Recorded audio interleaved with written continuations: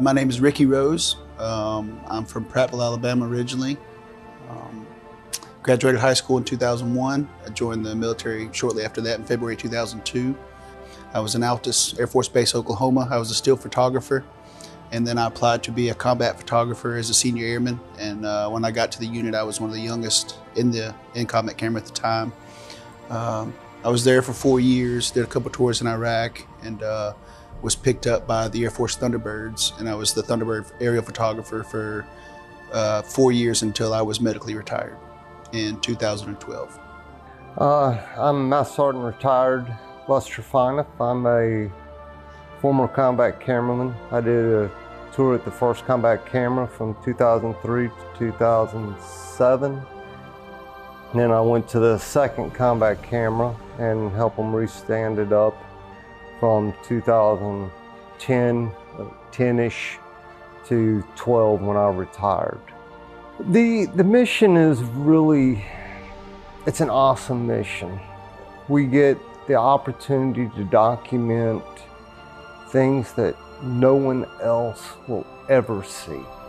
From classified to unclassified, we go out on exercises.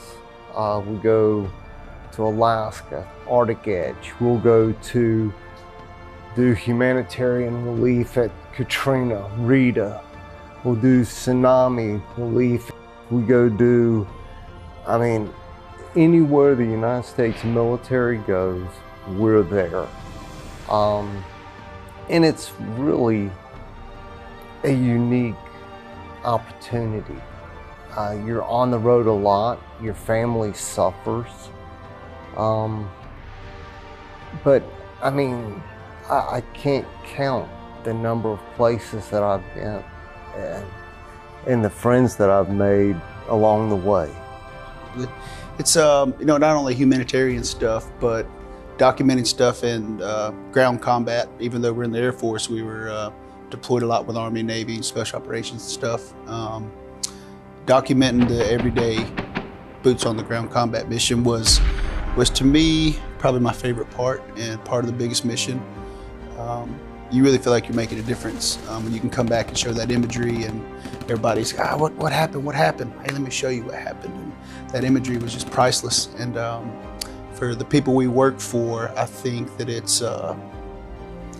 was beneficial, absolutely. Well, the best part about it is not only did you get to come back and go to local leadership, but that imagery would go up Meneguin. It would hit the national news. A lot of times we were the only ones there, and I remember so well when first time somebody asked me, "You do what?" And I'm like, "You're crazy." Well, I guess there might be a little craziness. I will never forget going with some Navy SEALs, and this one guy hits me. He's like, "Where's your rifle?" I says, "It's on my back." And he's like, "Well, huh?" And I said, I'm the combat photographer. And he's like, "Oh, you just gonna take pictures?" He's like, "Dude, you're crazy. Like that's crazy. Like where we're fixing to go." And I'm like, "Yes, sir. I was at the briefing." And just knowing that you're going into somebody's trying to kill you. No easy way to put it. To have a camera in your hand instead of a rifle was nerve-wracking at first, and then you get used to it. Yeah, you're absolutely right. Combat was the most rewarding, scary, and fulfilling.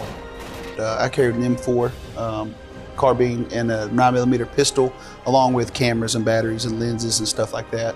So not only did we have to carry everything that everybody else did, but we had to have our gear, our cameras, batteries, make sure you're not gonna run out of that stuff. Combat camera does really good at training. So when you get in that position, it is weird, but you're trained. Like I felt I was really well trained to do that. But there are many times I had to drop my camera and pick the rifle up.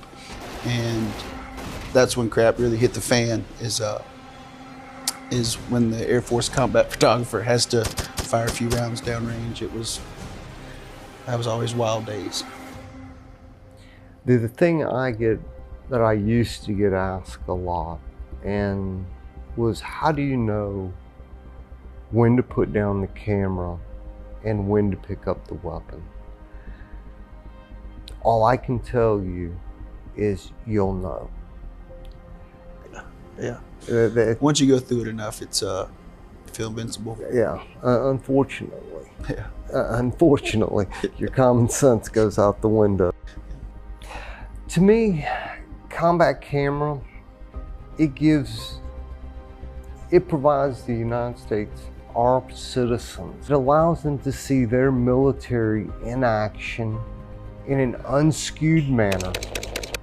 It's the epitome of being a videographer or a photographer.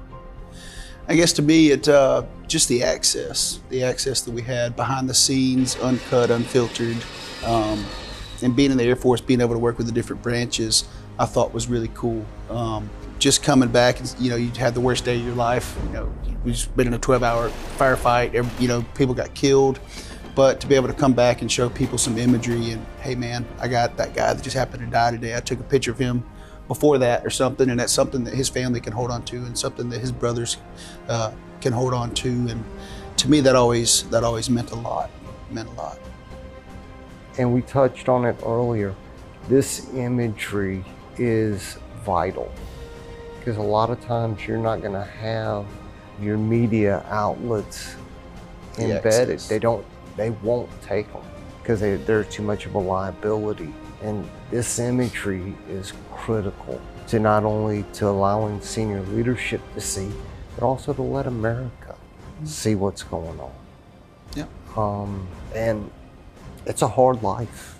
It's a hard life, but I wouldn't trade it for the world. Neither would I.